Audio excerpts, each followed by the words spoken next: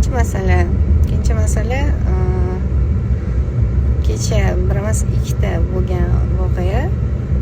Ikkita ayol telefon qilyaptilar. Bu mudhish voqea deb ayta olaman menimcha. Farzandi kasal, diagnozi bor. Farzandini telefon maslahat qilmaydi, sekundida telefon jiringlab turadi. Ikkitasida ham o'sha bolasida diagnoz bor. Bittasida aqliy zaiflik, bittasida autizm sensomotorni avvaliy og'ir tipi va ular homilador.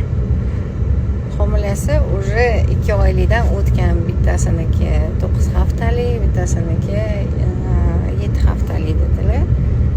Ikkalovi ham farzandini oldirmoqchi. Nima qilay?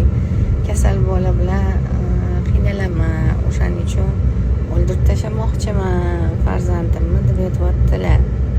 Bu narsaga nisbatan